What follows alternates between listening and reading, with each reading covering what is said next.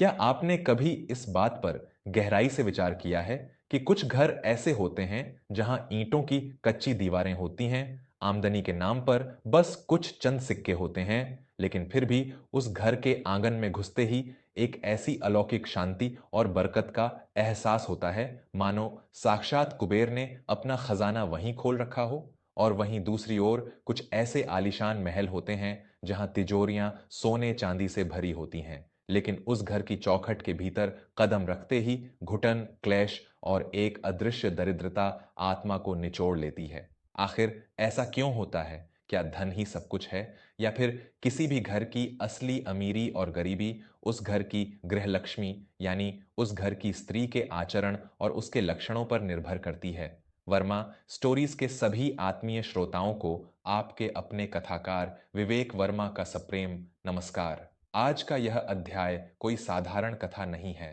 आज मैं आपको उस रहस्यमयी और परम ज्ञान की ओर ले जा रहा हूं जो साक्षात देवाधिदेव महादेव ने माता पार्वती को सुनाया था। आज हम जानेंगे कि वे कौन से 5 दुर्लभ लक्षण हैं जो यदि किसी स्त्री में पाए जाते हैं तो उस घर में चाहे कितनी भी भयंकर गरीबी क्यों न हो, उसे राजमहल बनने से साक्षात विधाता भी नहीं रोक सकते।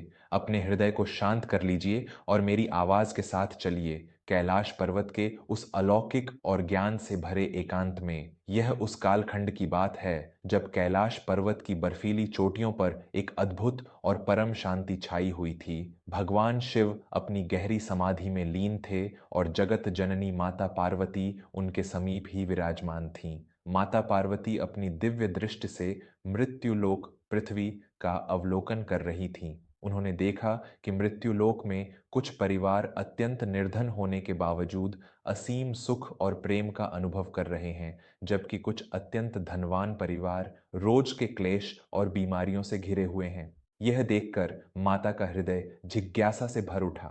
उनकी व्याकुलता से भगवान शिव की समाधि टूट गई। माता पार्वती ने अत्यंत करुणा और चिंता से भरे स्वर में भगवान शिव से पूछा, हे प्राणनाथ, हे त्रिलोकीनाथ, मैं मृत्युलोक के इन विचित्र दृश्यों को देखकर अत्यंत विस्मित हूं।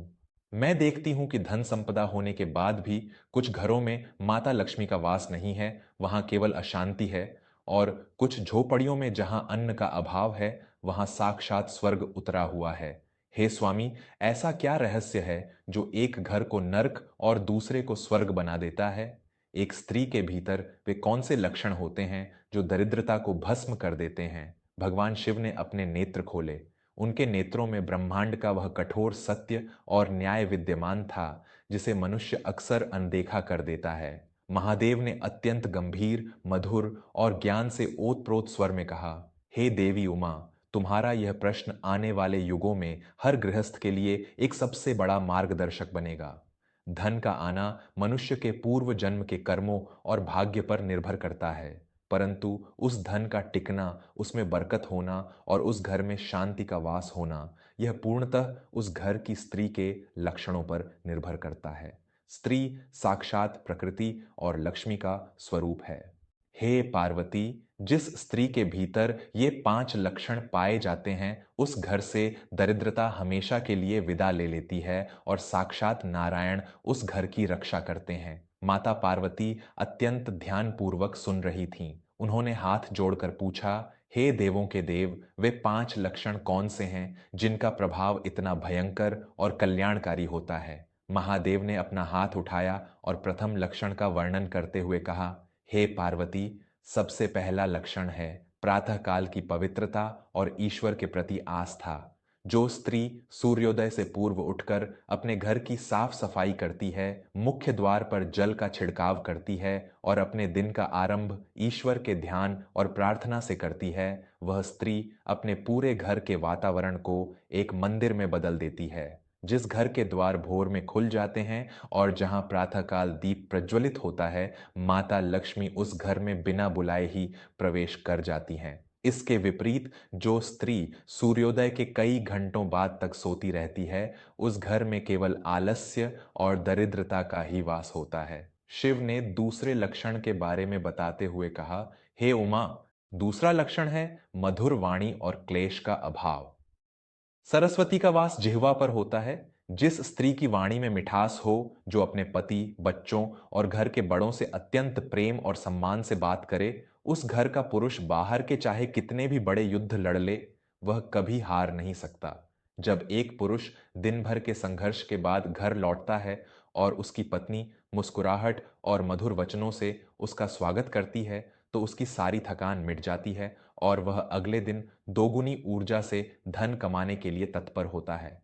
परंतु जिस घर में बात बात पर चीख पुकार मचे, जहां स्त्री कटु वचन बोले, उस घर की सारी सकारात्मक ऊर्जा नष्ट हो जाती है। महादेव ने तीसरे लक्षण का रहस्य खोलते हुए कहा, तीसरा लक्षण है देवी, अन्न का सम्मान और भोजन में सात्विकता। जो स्त्री रसोई घर को अत्यंत पवित्र रखती है, जो भोजन बनाते समय ईश्वर का नाम जपती है और कभी अन्न का एक दाना भी व्यर्थ नहीं जाने देती, वह साक्षात अन्नपूर्णा होती है। जिस घर की स्त्री स्वयं भोजन करने से पूर्व घर के बड़ों, बच्चों और अतिथि को भोजन कराती है, उस घर में कभी अकाल नहीं पड़ सकता। अन्न का अपमान करने वाली स्त्री, चाहे वह सोने की थाली में ही क्यों न खाए, एक दिन भूख से तड़पने को विवश हो जाती है। शिव ने अत्यंत गंभीर होकर चौथा लक्षण बताया। चौथा लक्षण है देवी, अतिथि सत्कार और बड़ों का आदर। अतिथि देवो भव। जो स्त्री अपने घर की चौखट पर आए किसी भी निर्धन, भूखे या सन्यासी को खाली हाथ नहीं लौटाती, जो अपने सास ससुर और घर के बुजुर्गों को साक्षात भगवान मानकर उनकी सेवा करती है, वह स्त्री अपने परिवार के लिए ऐसे पुण्यों का निर्माण करती है जो भयंकर से भयंकर मृत्यु और दरिद्रता को भी टाल सकते हैं। बुजुर्गों की दुआओं में वह शक्ति है जो किस्मत की लकीरों को भी बदल देती है। अंत में भगवान शिव ने माता पार्वती की आंखों में देखते हुए कहा, और पांचवां लक्षण है देवी, संतोषी स्वभाव और विपत्ति में पति का संबल बनना।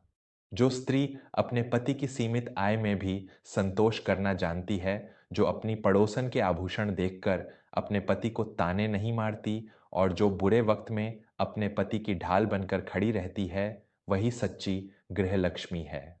जब एक पुरुष टूट जाता है, तब उसकी पत्नी का यह वाक्य कि आप चिंता न करें, मैं आपके साथ हूं, उसे दुनिया का सबसे अमीर इंसान बना देता है। संतोषी स्त्री के घर में कुबेर भी अपनी संपत्ति रखने में गर्व महसूस करते हैं। इस गूढ़ सत्य को और अधिक गहराई से समझाने के लिए भगवान शिव ने माता पार्वती को आनंद नगरी नामक नगर की एक अत्यंत यथार्थ कथा सुनाई।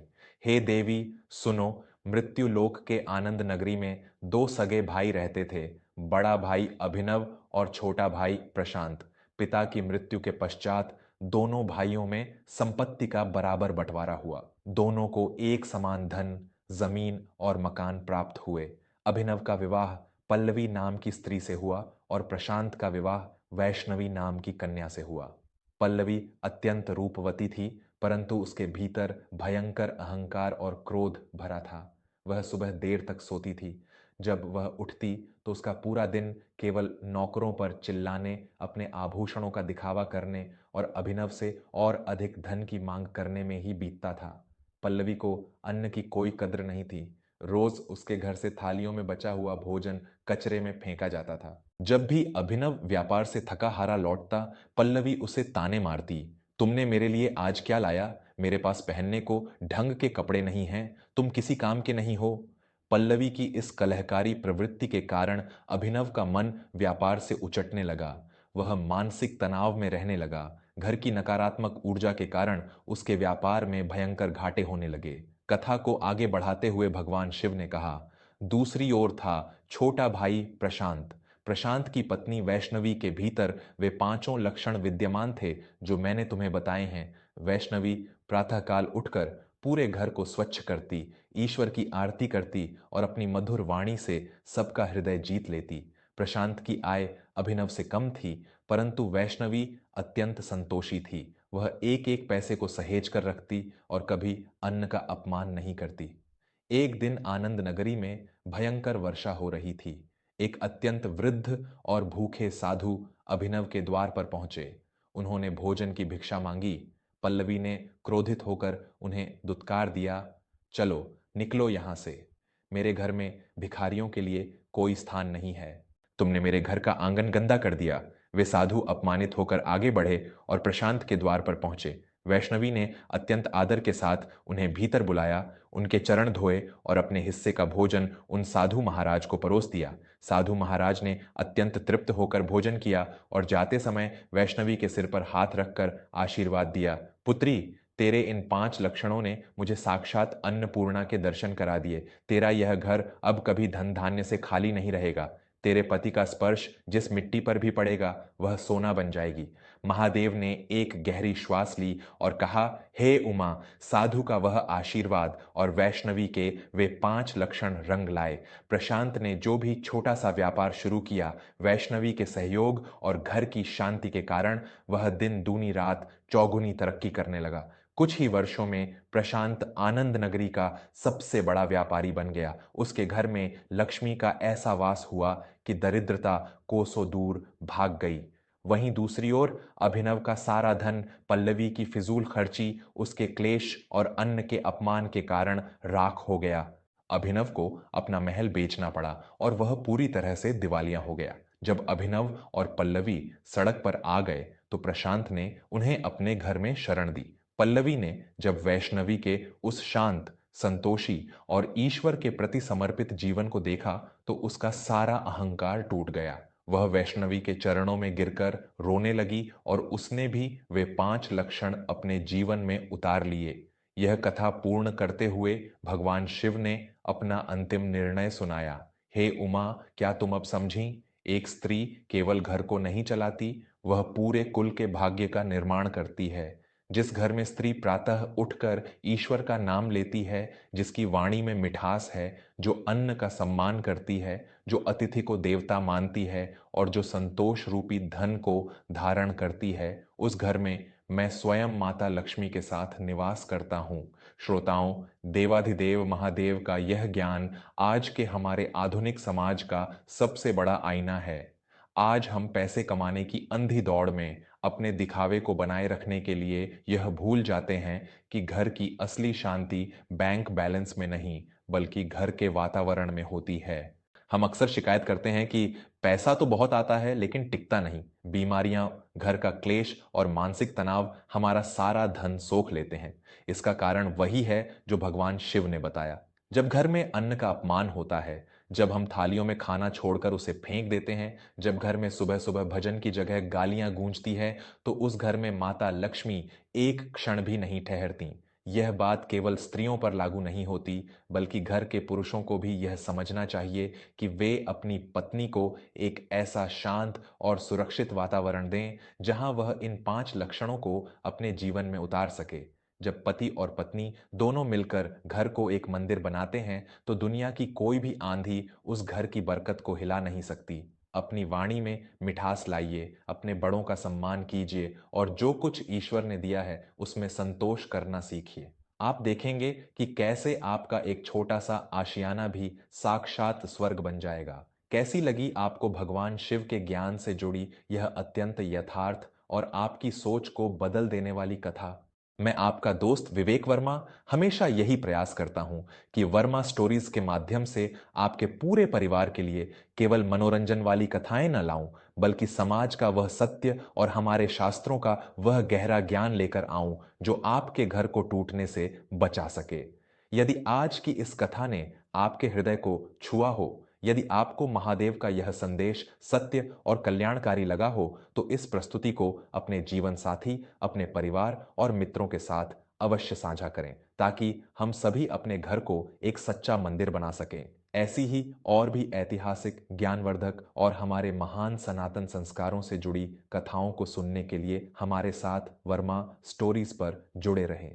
हमेशा याद रखें, संतोष ही सबसे बड़ा धन है और मधुर वाणी ही सबसे बड़ा आभूषण। अपना और अपने पूरे परिवार का बहुत ख्याल रखें। धन्यवाद और हर हर महादेव।